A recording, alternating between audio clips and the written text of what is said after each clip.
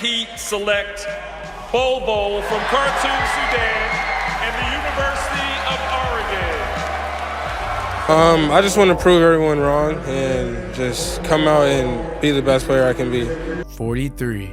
That's the number of times Bol Bol was passed up on. A guy that was supposed to be drafted in the first round. A guy that Shaq said he would take over Zion. So why was Bol Bol picked in the second round at number 44? What is up, dudes, dudettes, ballers, players? It's your boy MJ. Bol Bol, the 7'2" player from Oregon with a 7'8" wingspan. Yeah, you heard me correctly, 7'2" with a 7'8" wingspan, and he's doing this.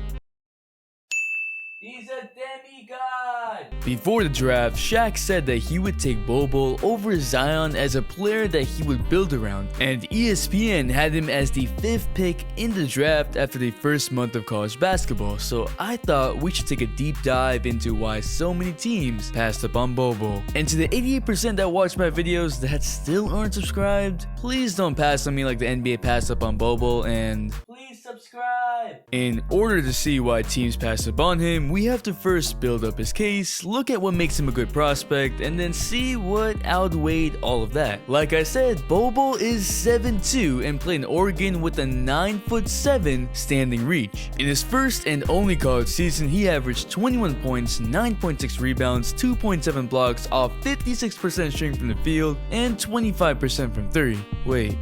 It's actually 52% from 3. A 7-footer shooting 50% from 3? Why wasn't he the first pick? Bol Bol led all of college basketball in 3-point shooting percentage, and he shot 2.8 threes a game, making a little over 1.44 threes a game. Even if it's with this form, he is making them at a ridiculous rate. Remember his dad, Manute Bol, the 7'7" giant? He made 6 threes in a half with that form.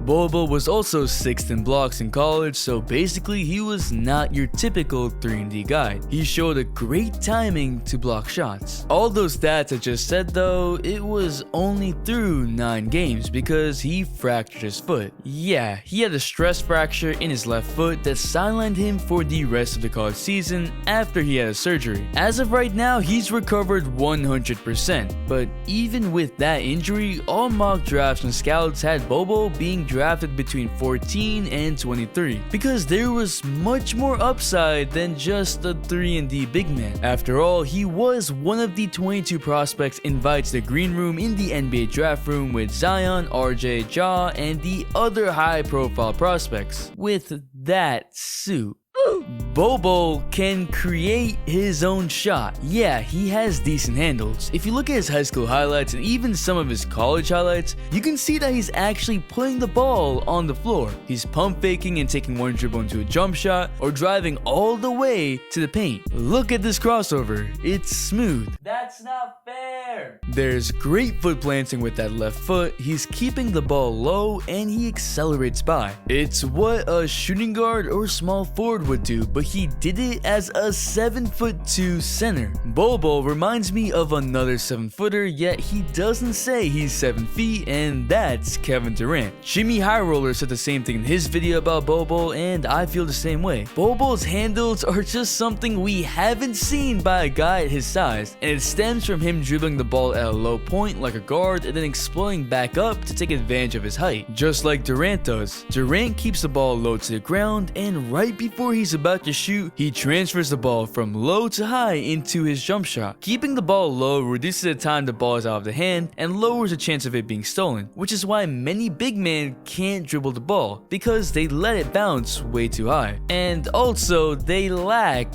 coordination. On top of that, Bol Bol actually takes mid-ranges in the game off of hesitations and shooting it over opposing centers, similar to how Durant transitions from a hesi to a jumper with ease. A hesitation is the easiest move for a player to shoot off of, and with the right footwork, he's able to create a little bit of space while going to his right. Bol Bol is also able to pound the ball in the post and shoot over defenders, not necessarily being able to back them down due to his wiry frame, and only 208 8 pounds of weight, but he's not getting pushed back either. This means that he has an extremely strong core that allows him to keep balance. Once again, similar to Kevin Durant, who came into the league not being able to do a single bench press, but somehow was able to power through the rim. So a guy that's able to do all of this from the center position, what were the downsides? Well, even with all these moves, Bol Bol wasn't a polished prospect. He was considered to be a project. Being 208 pounds as a 7-footer in high school and college is one thing, but being 200 pounds in the NBA where there are point guards with the same weight as him would make it a tough transition. Similar to a guy like Porzingis, who was criticized for his weight at 233 pounds. Knicks fans booed him for being as thin as a lamppost. Leave me alone! That weight along with that frame and height usually leads to injury concerns. Pair that with a stress fracture that was most likely caused due to his size, and lottery teams were not going to take that big of a risk versus choosing a prospect with a more established floor. Bol Bol's floor was thought to be simply unplayable. He already had surgery in which he had 2 screws put into his navicular bone. Players like Yao Ming had their careers ended off of consecutive stress fractures. Joel Embiid also had a stress fracture, and while he has been healthier recently,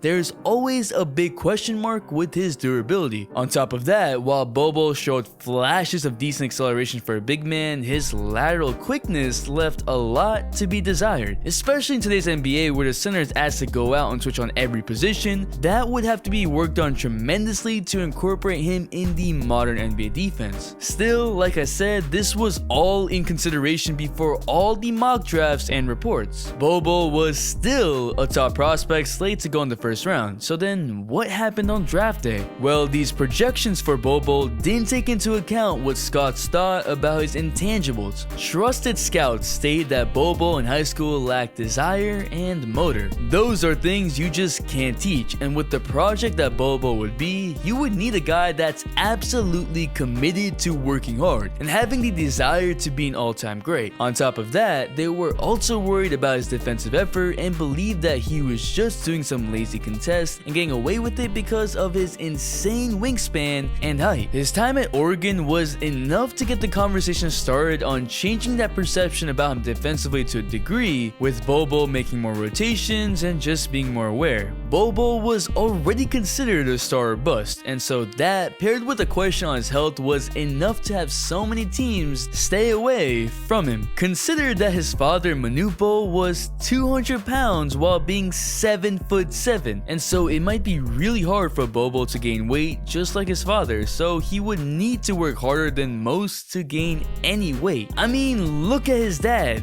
That's just...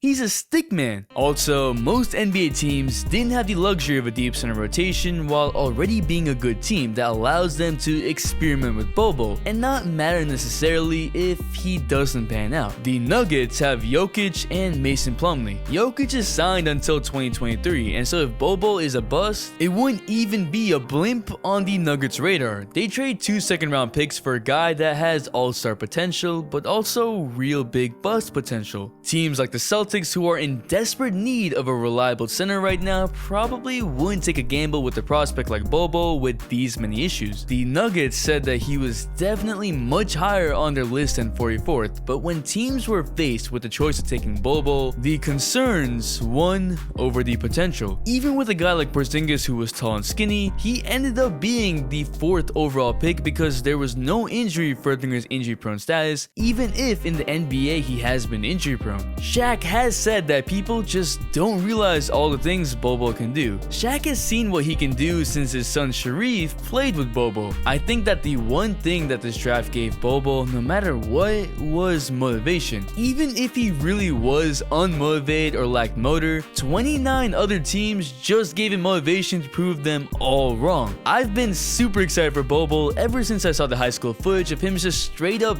dominating at the height with a smooth handle. I, like many, was baffled when I saw him fall all the way to 44, and so I need to look into it. I knew it had to be deeper than just the injury, and it was. I'm just waiting for the day that Bol Bol proves the haters wrong. But what do you think? Will Bol Bol be a star or a bust? Drop a like for that suit, cause that's something. And also Bol Bol, cause he deserves it. I've been streaming on Twitch now that the setup is consistent, so come and join, cause it's a lot of fun reacting to highlights with you guys and also playing NBA 2K and getting frustrated how bad the game is. Y'all been seriously killing it with the support. I'm amazed at how many of you commented Zion balls in my last video, so if you stayed this long, comment Bol Durant so I know. And please subscribe if you're new. The Instagram shout of the day goes to Michael, and the all day notification shout goes to Christian Blake. Thanks for the all day support. Make sure to bell for all day notifications, and if you're not a sub, hit that subscribe button, join the all day community for more fire content, all day support.